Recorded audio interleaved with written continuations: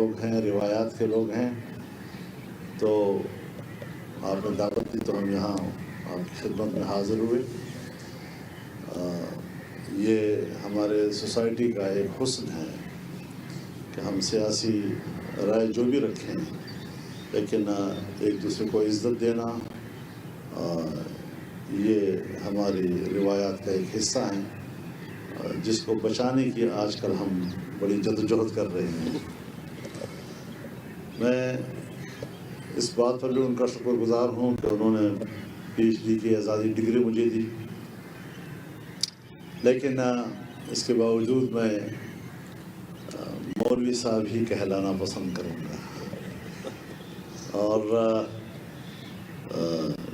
ہر چند کی ایک اعزاز ہے، لیکن میں ان کا شکر گزار بھی ہوں، اور ہم اس بات پر یقین رکھتے ہیں کہ اللہ کے نزدیک علم منقسم نہیں ہے، ایک ہی علم ہے، وَعَلَّمَ آدَمَ الْأَسْمَاءَ كُلَّهَا، اور وہی علم بنی آدم کی طرف منتقل ہو رہا ہے اور درجہ بدرجہ اس میں ارتقاء آتا ہے۔ ہر چند کے مسلمانوں کے لیے ایک خصوصی علم اللہ نے متعین کیا ہے جو تمام علوم کا منبع ہے، الرحمن علم القرآن، جس پر صرف مؤمنین اور مسلمان ہی ایمان لاتے ہیں، اور وہ بھی تمام قرۂ ارض کے سارے علوم کا احاطہ کرتا ہے، وہ تقسیم کا تقاضا نہیں کرتا۔ تو اس اعتبار سے اگر بر صغیر میں دینی مدارس موجود ہیں تو اس نوعیت کا دینی مدرسہ 1857 سے پہلے تو نہیں تھا، تو پھر کیوں وجود میں آیا؟ آج بھی بر صغیر سے باہر تو نہیں ہے، تو پھر صرف بر صغیر میں کیوں ہے؟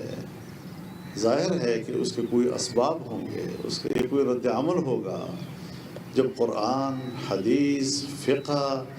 اور ان علوم کو نصاب سے خارج کیا جائے گا تو امت مسلمہ کے رہنمائی کے لیے علماء کرام نے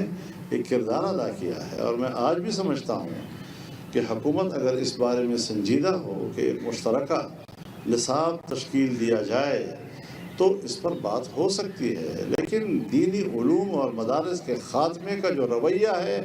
یہ قابل قبول نہیں ہے، اور یہ مغرب کا ایجنڈا ہے، اور اس مغرب کے ایجنڈے کو اپنا ایجنڈا کہہ دینا یہ میرے نزدیک کہیں بھی جائز بات نہیں ہے۔ جہاں تک بات ہے افغانستان کی بات کو آج کے تناظر میں نہ دیکھا جائے کہ بس آج ایک مسئلہ ہو گیا ہے، کچھ لوگ آتے ہیں یہاں پر کارروائیاں کر جاتے ہیں، ہم سب کی ایک ہی پیج پر ہیں۔ اس حوالے سے ہم ڈسکس کریں 78 سال کی افغان پالیسی کو، کہ کبھی بھی افغانستان پاکستان دوست نہیں رہا ہے، کیا اس میں ہمارا اپنا جو افغان پالیسی ہے وہ اس کا فیلئر تو نہیں ہے؟ ہم بار بار اپنی پالیسیوں پر بھی تو غور کریں۔ بادشاہ ظاہر شاہ سے لے کر اشرف غنی تک کوئی بھی پاکستان دوست حکومت ہمیں نہیں ملی ہے، اور کیا وجہ ہے اس کی؟ ہاں، اپنے ملک پہ ہم اپنا بیانیہ تیار کریں گے تو الزام انہی پہ ڈالیں گے، لیکن ایک لمحے کے لیے ہمیں اپنے گریبان میں بھی جھانکنا چاہیے کہ کہیں ہمارا اپنا افغان پالیسی کا فیلئر تو نہیں ہے۔ تو اس پر بھی ہمیں ڈیبیٹ کرنا چاہیے، اس پر بھی بات چیت ہونی چاہیے۔ اور پھر جب ہم ایک اسلامی جمہوریہ میں رہتے ہیں اور ہم نے حلف اٹھایا ہے آئین پاکستان کا، اور آئین پاکستان کہتا ہے کہ قانون سازی قرآن و سنت کے تابع ہوگی، اور قرآن و سنت کے منافی کوئی قانون سازی نہیں ہوگی، تو کیا ہم نے جو ابھی 27ویں ترمیم کے ساتھ کچھ قانون سازیاں کی ہیں، چاہے وہ 18 سال سے کم عمر کی شادی کے بارے میں ہو، چاہے وہ ٹرانسجنڈر کے بارے میں ہو، اور چاہے وہ گھریلو تشدد کے حوالے سے قانون کی تجویز ہو، کیا ہم نے کبھی یہ دیکھا ہے کہ ہم نے کس طرح قرآن و سنت کو پس پشت پھینک کر صرف اقوام متحدہ کے منشور کی پیروی میں قانون سازی کی ہے؟ ہم نے حلف کسی اور چیز کا اٹھایا ہے، ہم پیروی کسی اور چیز کی کر رہے ہیں۔ یہ ساری وہ چیزیں ہیں کہ آئیں ہم اس پہ ڈیبیٹ کریں۔